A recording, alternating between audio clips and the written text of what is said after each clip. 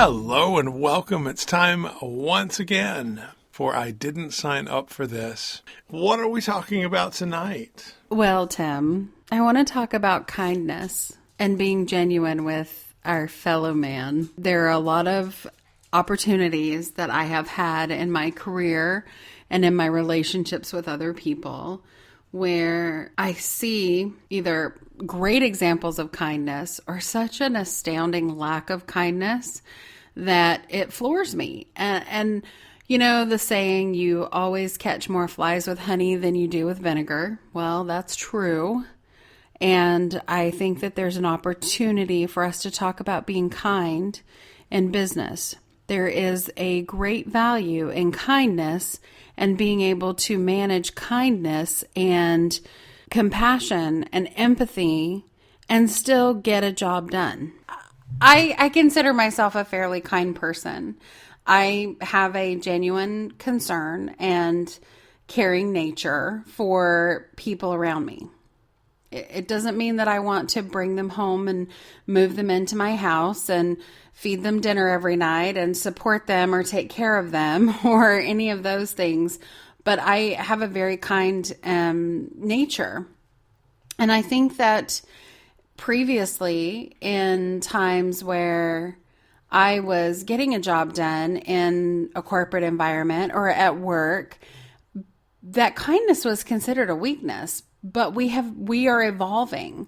We're evolving in business in the sense that kindness is not necessarily mistaken for weakness the way that it maybe was 5-10 years ago, where if you're kind, then you can't drive a result because you're too kind or you're too caring or you're too compassionate. I actually had someone when I was a supervisor, and I think I had about 17 direct reports. So I had 17 people that rolled up to me, and there was one person who was dealing with some health issues, and I chose to be compassionate with her and work out the best solution for her.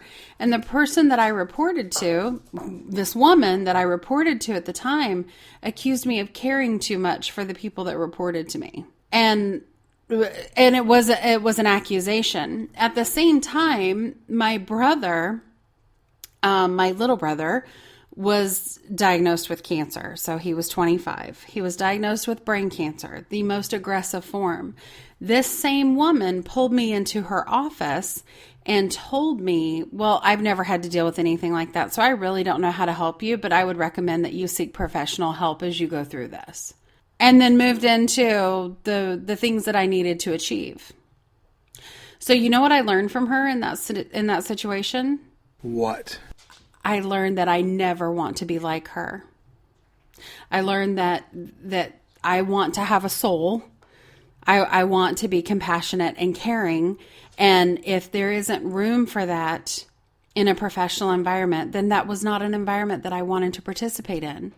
Fortunately, not long after, I actually started looking for other positions in the company that I was working with, and it opened up to, a great job, and I had a great boss, one of the most compassionate women that I have ever worked for in my entire life. And her boss, so my boss's boss, was equally compassionate, and they were caring and they were concerned, and they taught me that you can be professional. I mean, I've never been one to go and sit and share a lot about my personal life in a work environment. I think that there's a happy medium there. However, there are people that will report to you or that you will work with at some point in your career that need to share personal things. So how do you handle that? Do you really want to be dismissive over an aggressive brain tumor and say, well, I can't really help you, but hopefully you'll get the help that you need. No, I need you to get back to work. Because the majority of, and she went on to be quite successful, bless her heart. And whatever happens in her life, that's fine. But she was not someone that I would choose as a mentor. Because I believe that there is a balance and there's an opportunity to care about the people that work for us. And I really think that it needs to be explored.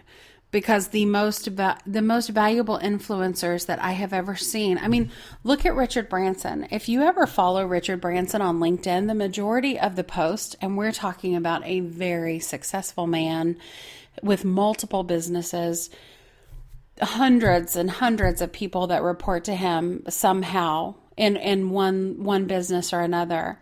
Almost all of his articles are about obtaining happiness and caring and being considerate and kind. That does not mean that he won't knock your socks off in a boardroom. Now, I think that as women in business and from a woman's perspective, there's a certain requirement to be strong, but you absolutely can balance that feminine energy and that compassion with the strength that you need and leverage the attributes that you have naturally to get a job done. Right. Well, I mean, I think that people who have muscles don't need to flex them.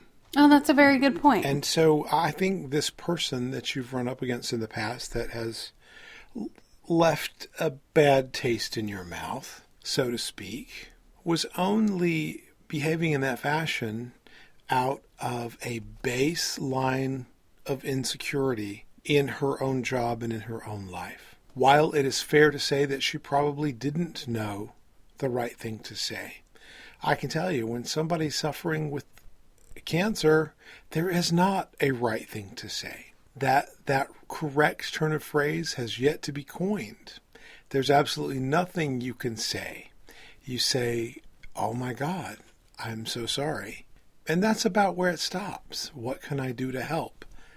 I will do any and everything I can to make sure that that thing gets done. And you just leave it at that. She did not have the skills to address the issue. And the only reason she's flexing muscles is because she doesn't really have any. Right. Well, that makes sense. And you know, even though, I mean, we're talking, this was over 11 years ago that this happened. And you're talking about how we evolve as people and what we need and all of the different attributes. Just because she didn't have it 11 years ago, I truly hope that through her career development, she has obtained it. I don't know where she is now. It's you know, completely in the past, not even the same work group anymore. Kindness is an outgrowth of confidence. If, in fact, she did move forward and gain confidence in her job and who she is and how to do her job, then I would venture to guess that she got considerably kinder as the years went on. Well, let's talk about what's the repercussion of not using kindness in the workplace or in your life in general? What's the potential fallout for losing kindness and compassion with our fellow man? You have to remember that the old adage, "nice guys finish last," could not be further from the truth. It was a turn of phrase that was coined by people who did not have the leadership skills and the human compassion skills to be able to do what they needed to do. And because they had not yet developed these skills, they felt insecure in their own position. And so they came up with, well, nice guys finish last. Nothing could be further from the truth. Nice guys finish first. Absolutely. Kind people finish first. And the trick to achieving that level, I think, or I don't know the best way to do really anything. I know ways that have worked for me personally. I put down criteria for anything that I choose to say to someone, starting with the criteria, is this thing that I feel like I need to say, is it necessary? Do I need to say what I feel like needs to be said? And if the answer to that is anything shy of a resounding yes, then I hold back and I wait and see how the situation develops. Okay? The second thing, is the thing that I feel like needs to be said absolutely true? Have I done my research? Right?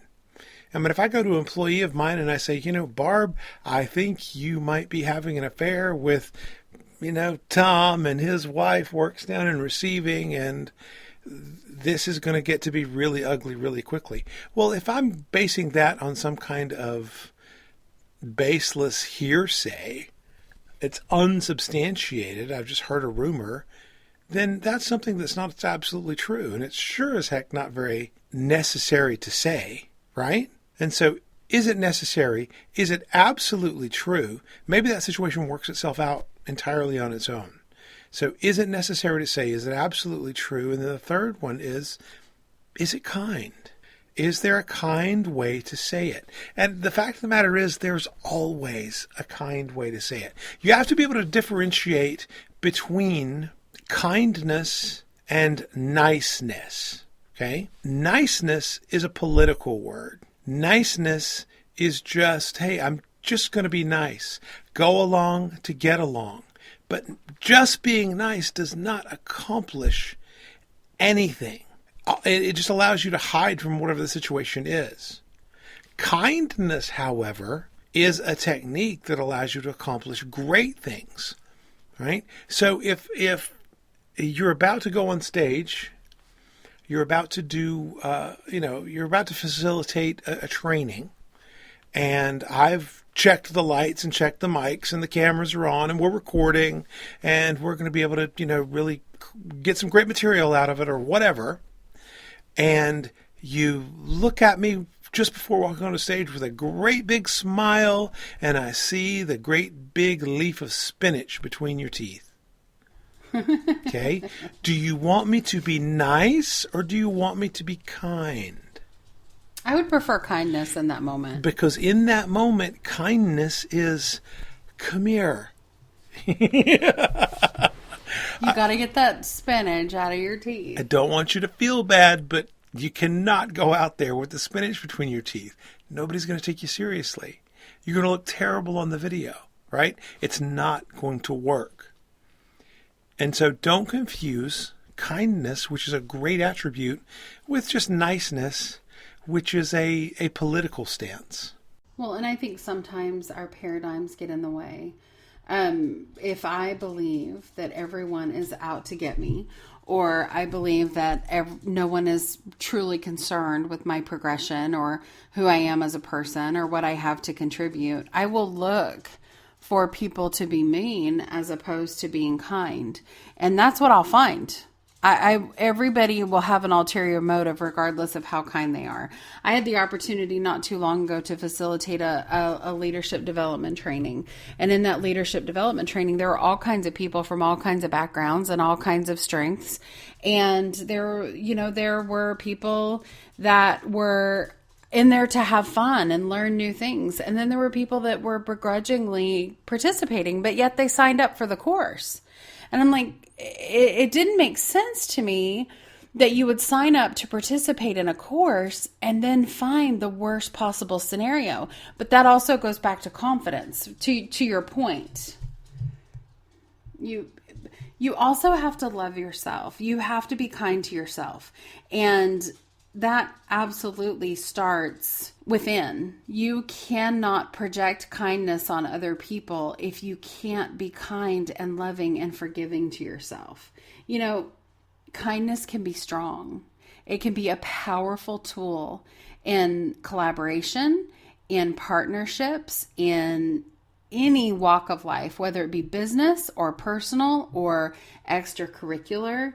There is nothing wrong with treating people the way that you would want to be treated and providing them with the respect that they deserve. But that absolutely starts with respecting yourself. Yeah, I agree with that wholeheartedly, sure. I really think that aside from kindness and compassion, there has to be gratitude. So if you live in a state of gratitude, you are thankful for what you receive.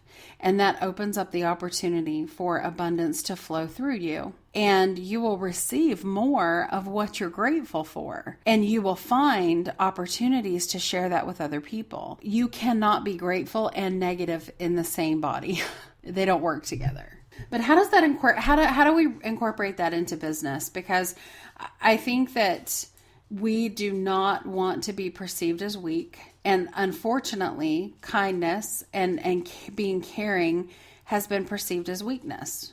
And so we have evolved into an environment where in a lot of scenarios, where we are skeptical and we expect the worst from people. And if you are living in a state where you expect the worst from people, you will get the worst from people, but you will never see the good in them. I always take it back to that elementary school playground. My whole philosophy is that we are the same people we were in kindergarten on the playground. Our personalities do not change as much as we'd like to think that they do. Bossy Beth is still Bossy Beth in her 20s, 30s, and 40s. There's an opportunity for us to understand that and embrace the differences, but still live in an environment where we can collaborate one with another. Everybody brings their own strengths to the table.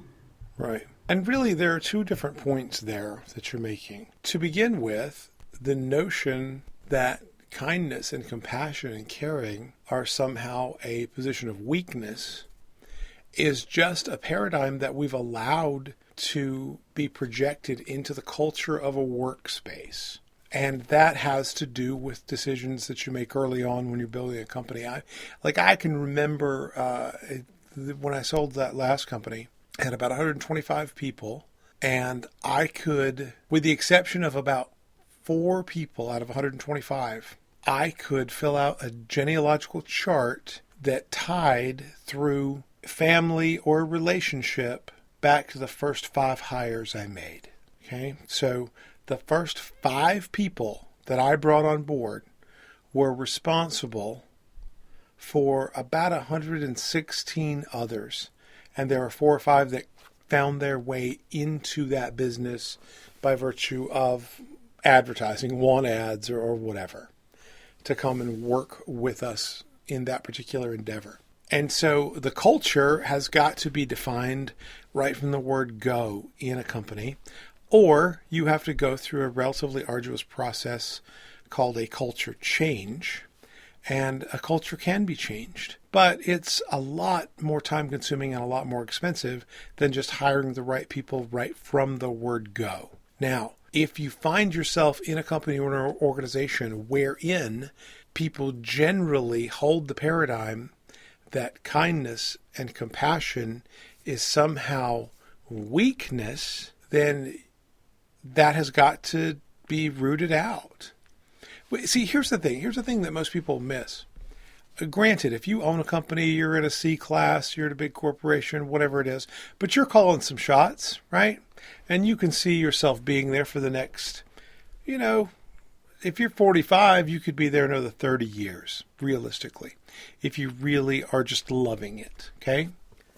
The retirement age is escalating almost as fast as we're getting older, right? And so that's okay, because people who love what they do love to keep doing what they do right up until the day they die. I want to keel over doing the thing I love to do. So if you are that, 45-year-old mid to upper level executive, and you really could be there another 2 or 3 decades, you might never age, become sick, you might never retire, but I promise you your employees will. And your employees will move up and they will move on. They will find other positions that afford them the luxury of bringing more value to the marketplace and thusly allow them to take more money out of the marketplace. That's how it works. You bring more value, you're able to take more money out of the marketplace that you claim for yourself. That's whether you're working for somebody else or your own business or whatever. It does not matter. Value equals more value for you, more money in your pocket. And so I promise you, your employees will absolutely do this. They will find opportunities to create more value in other spaces. They will go take another job out of state. You may never leave the company. You may never retire. But I promise you, your employees will. They will move up. They will move on. They will find themselves in positions of greater responsibility, greater authority in different businesses around the country, around the world, and you'll be hiring new people. And you've got to understand, for better or worse, the new people that you are hiring were brought up in a much kinder and gentler world than what this all-encompassing paradigm of strength equals a lack of caring that you came up in. That does not exist in their world. That does not exist in their world at all. Right. But it's just like we said in our previous podcast, we live in a society of surveys and culture building, and everybody needs to feel good, and trophies and recognition and all of these things. So everybody needs to be able to feel good about their contribution. And so if you are in a work environment and you're not sharing that compassion or sharing that true heartfelt consideration for the people that report to you, they will not be with you long. You will have high rates of attrition. People will go and find where they are made to feel good about the work that they do, because it's not about just a paycheck anymore. It's about feeling valued and getting the additional perks aside from the guaranteed money that you should be getting to be hired for a job.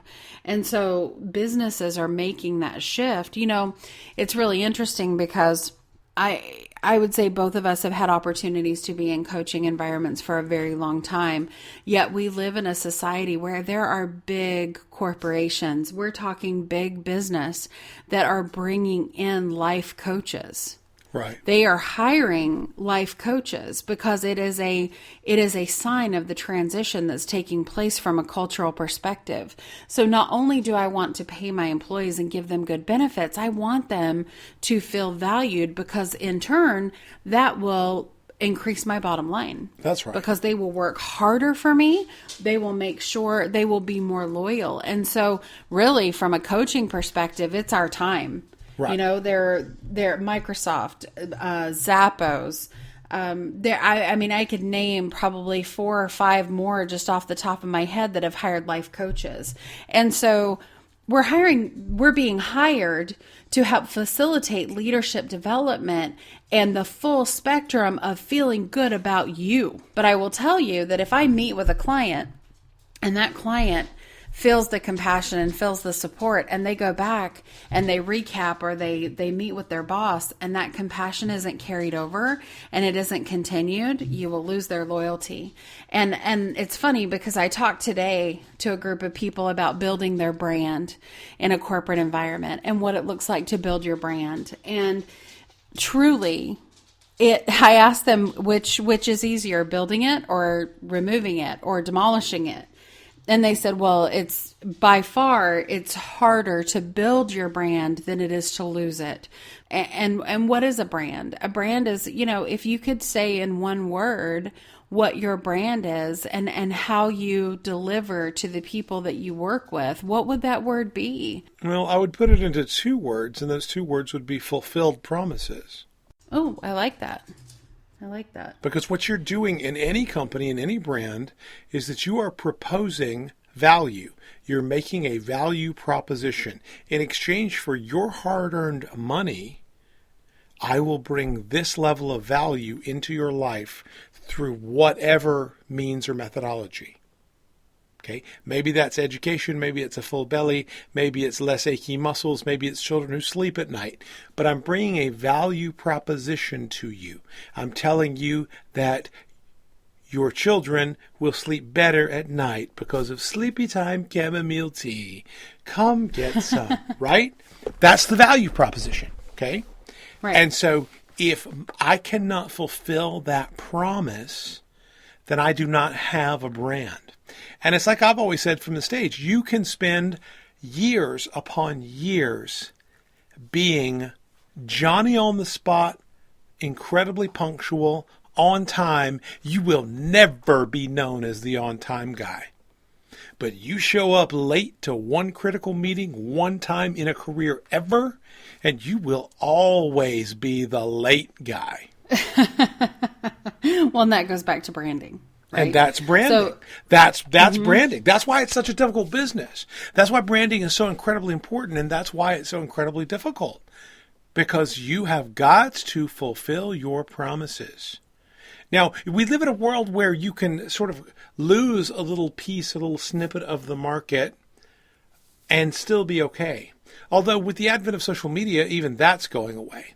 Because whereas in order to find just the right pizzeria or see the fun movie or get a product that works, I had to go to some form of a critic. Okay? I had to go find a critic. I had to go buy a book. You remember, what were those books called? We used to like look at these books, kids. You can't believe what Grandpa Timmy used to do. Grandpa Timmy used to go out and actually buy a book whose sole purpose it was to give an educated review of a product. I don't even remember the name of the book anymore. Oh.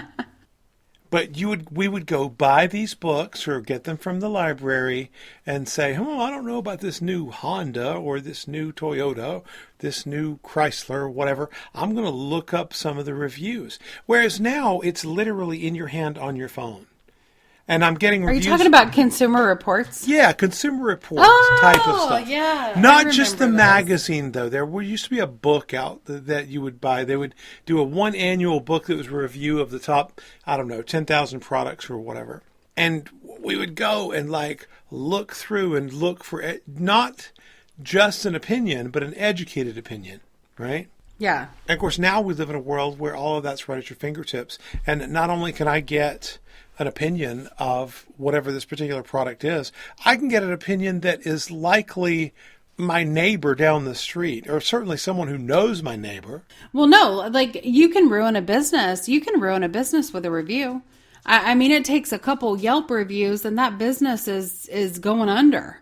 And we live in a society of surveys and opinion and everything. But if we don't bring it back to a very, human interaction between me and my boss, or my boss and my boss's boss, or me and my coworkers, you run the risk of never being able to succeed, because if you do not have employees that know that you care about them and feel valued, their contribution will be at a minimal level of effort just to stay under the radar and keep their job. That's the difference. The difference in knowing someone cares about you versus someone is really just not bothered with you. It's a difference in the level of effort that you put forth. So if I know that someone cares about me, then I'm going to work harder to maintain that opinion or maintain that relationship. And it even comes down to something as basic as employee retention. Nobody wants to work for a boss that's going to yell at them all the time. Nobody wants to work for a boss that doesn't value their contribution. And we live in a society today where if I work for a boss that is like that, I can go get another job. Right. I can go out and I can find another job because companies are moving towards that culture. They're moving towards an environment of, yes, I'm going to give you a paycheck, but let me tell you what else I'm going to give you.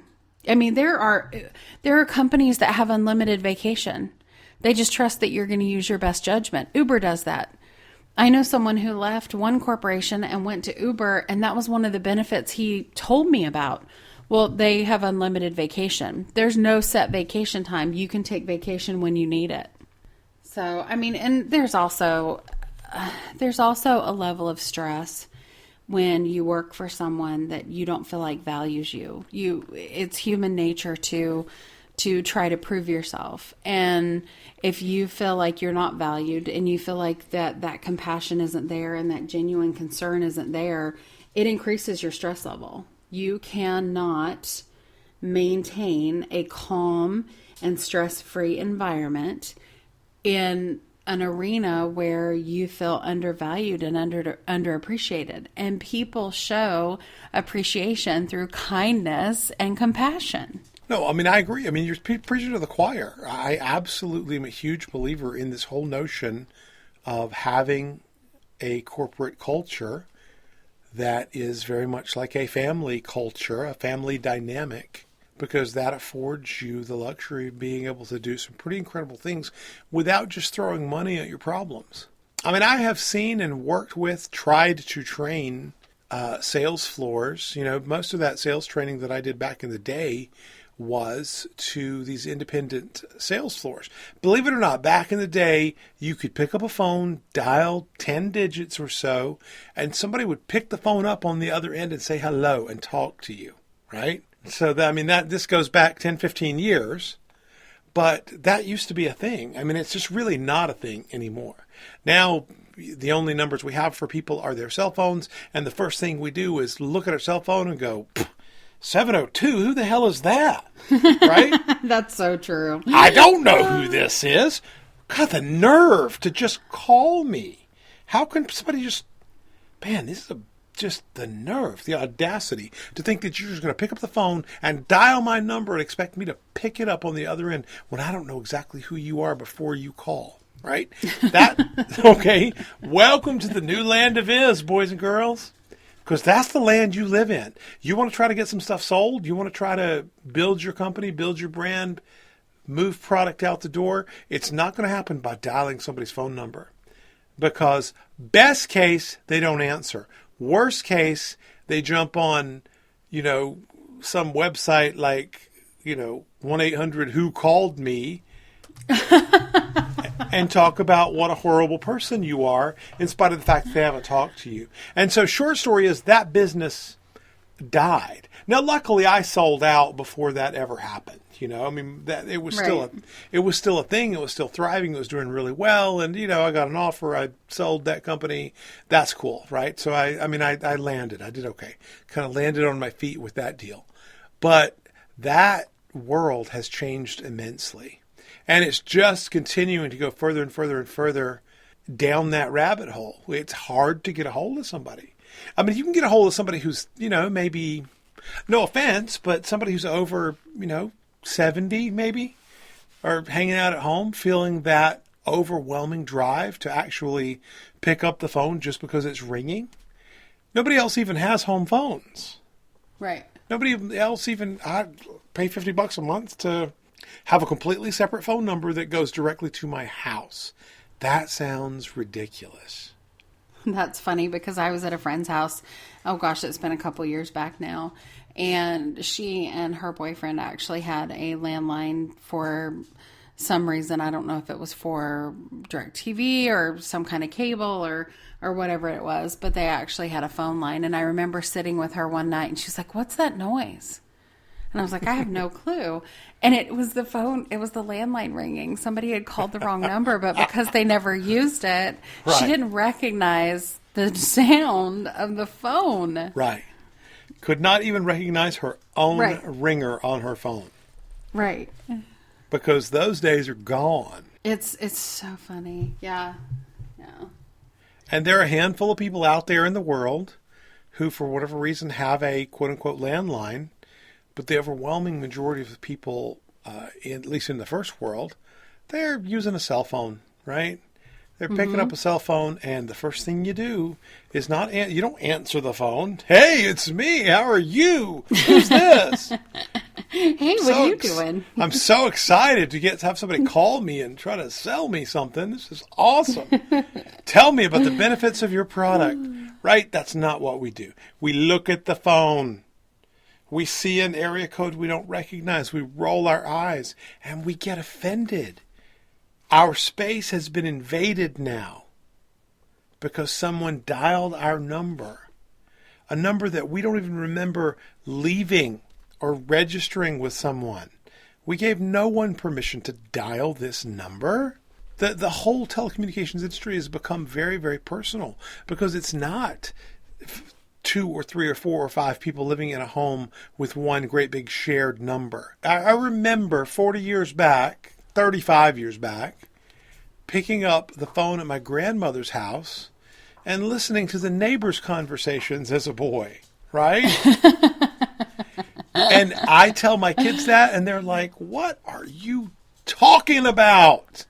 Nobody ever did that." And I'm like, yeah, they did. It was called a party line. One phone line would come in and be shared by half a dozen or more homes. It would just be split off, and you could pick up the phone in your home at any given time expecting to engage in a phone call, and it was though you were in the house with your neighbor and you're listening to their phone call, right? Right. And if you're 7 or 8, you sit there and you listen to it. If you're a grown up and you're polite, you carefully hang up.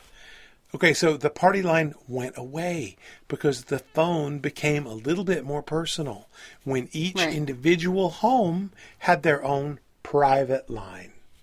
And now the private line has gone away, or is quickly going away, because each individual human being has their own private line. And so Right. because it is so much more personal, it is so much more offensive to call me unless you have express consent. So I need to give you permission to call me. And heaven forbid you call me without permission. I've heard those calls. That is the new normal. That is absolutely the new normal. Well, we're even taking it to a different level with text messaging. We're moving away from the phone call interaction altogether. It's so much easier to type. We have issues with our hands, medical issues that have never been seen before because of the amount of time we spend typing on a 4-inch device. And it's crazy to me. It's crazy. So we're losing that human connection, but yet we're requiring that connection to make sure that we're happier in business. So there's an irony there. There's an opportunity to explore compassion and kindness in a work environment where in our personal lives we're moving away from it. And, that's going to decrease our happiness. The great thing, and you can call me a romantic if you want to. I've been accused of worse. But there is a beauty in everyone's story.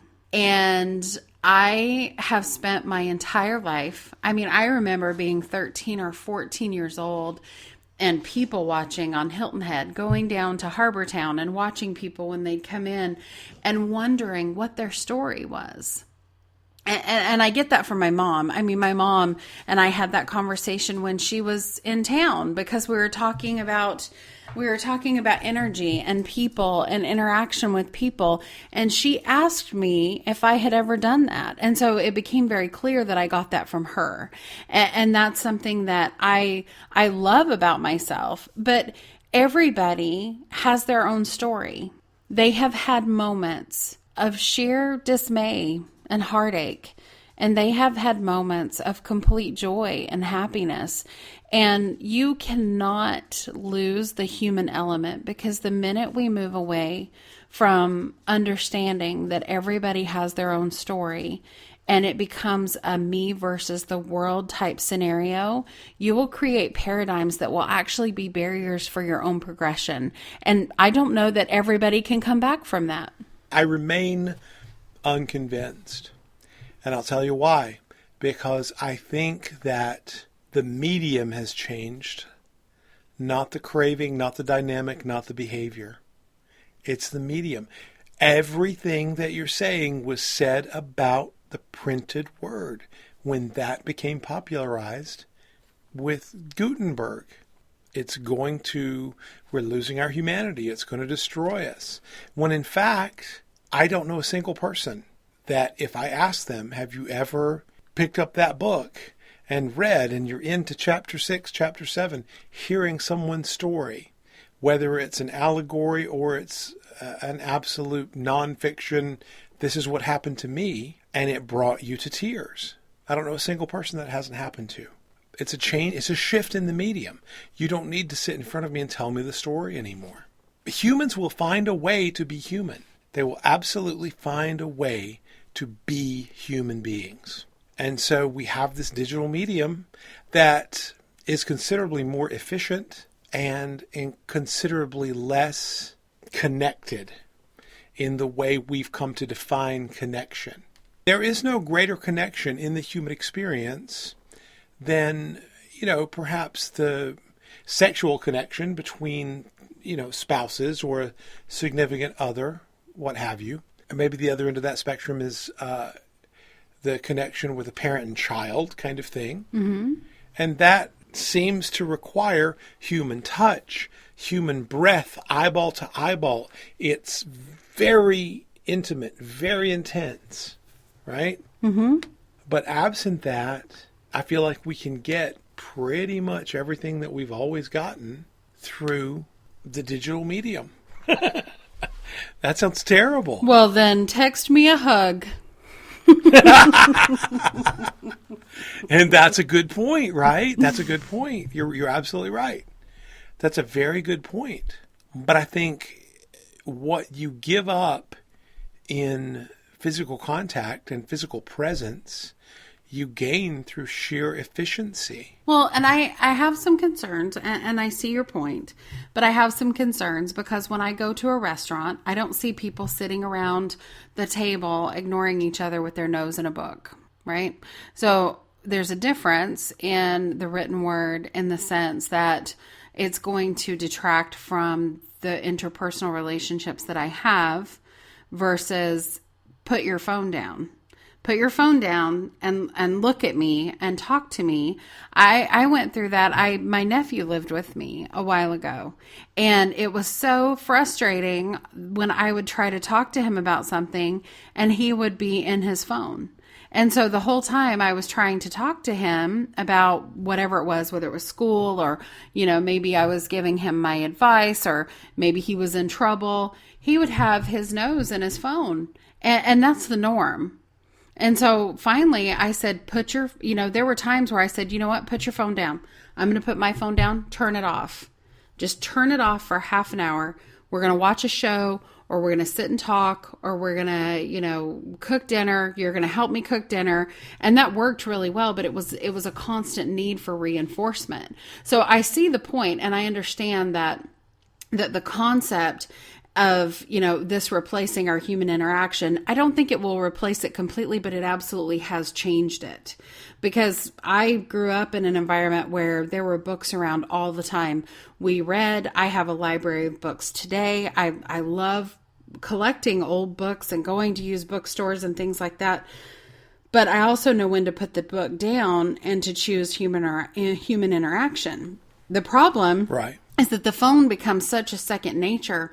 And it's so convenient, and we do everything on our personal devices, which is what they are, that we don't know the difference. I would never expect to see an entire family sitting at their table for dinner with books open and reading a magazine or reading books and absolutely ignoring anybody. As a matter of fact, the visual is kind of funny. I think it would be a really good spoof. But we do see that with our phones. And so that is where it's a little bit more of a, hey, wake up, put the phone down. I actually have a friend who has 4 kids, and they have a rule in their house that when the kids come in the door, the phones go in a box. And they stay there until after dinner. So from the time you get home from school until after dinner, you don't get your phone. Your phone stays in a box. And that's everybody in the family, parents included. And I remember growing up as a kid, my dad, if we were sitting at the dinner table and the phone rang, we were not allowed to get up and get that phone because it was dinner time.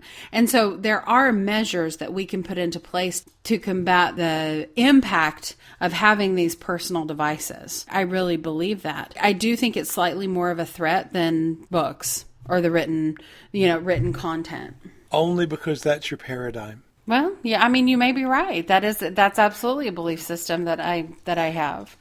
And because just like with your father, the intrusion that took away from dinner time by virtue of that phone ringing, that intrusion that diminished human connection and diminished quality of life was a decision that he made. What was that decision based on? Did he have a ton of personal experience where, I remember those days, right? And it was about the time that every call at dinner time was AT&T or MCI trying to get you to switch your long distance service. And so I get that, right? I was like, I lived that. And it was like, are you pleased with your long distance? And of course now, again, for the millennial listener, there used to be this thing called long distance where you would pick up your phone that was wired to your house that 5 or 6 or 8 people shared. And if you wanted to call more than about 35, 40 miles away from your house, you had to pay anywhere from 2 to 10 cents a minute to be able to talk to somebody out in the rest of the world. That was a thing. We were sitting around reading Consumer Reports and paying 10 cents a minute to talk to our uncle across country about a quality of a car we were thinking of buying. That was a thing, okay? It changed. But the thing is, each level of that technology, as we've continued to advance, was going to be the next thing that ended our humanity. And none of them did. It's all just how we choose to see it. Well, and I don't necessarily think that it's going to be detrimental to our human progression, but I do see a difference in the way we interact with people. Absolutely. Difference. We are evolving. That's absolutely true. We're very quick to assume just because it's different, it's bad. We ascribe meaning to the difference that I'm not sure exists. For every time that, you might find yourself highly frustrated by someone looking at their phone in lieu of engaging you in a conversation, how many times does that same person bring you a funny cat video and you laugh together? Well, that's true. There are two sides to the coin, I guess is what I'm really saying. It's a two-way street. It's a double-edged sword, whatever you want to call it. It's good and bad, and when something is equally good and bad, you can't really call it good or bad. I'm very reticent to ascribe qualified meaning to any advancement or even de-evolution in social norms and in social behaviors and activities, because we really don't know. We really just don't know. It is, however, very easy to assume because something is different that it is bad. Because my kids are not doing it the same way I did it. We weren't sitting around at the table. It's Opie and Andy having a conversation, and Floyd the barber stops by. Maybe Gomer's there. Aunt Bee's making peach pie, right? And obviously none of that crap happened to me. But I did romanticize my growing up years in those terms. Right. I look back on those times and sort of choose to see it that way, whether that was true or not. I mean, the fact of the matter is, a whole lot of my growing up was spent with a great big console television set that we had a floor fan directed at the picture tube on the back to try to keep it cool enough to not roll as we're watching the television or trying to. And so, we weren't sitting around the table, Opie and Andy and Gomer and Aunt Bee and Floyd the barber and Barney. We were watching those characters do it on television and living it as though it were our experience. And not necessarily those characters. Truth be told, you want to know my age? It was Magnum P.I., right? It was Miami Vice. That's what I'm watching. It was Crockett and Tubbs and the Ferrari Testarossa.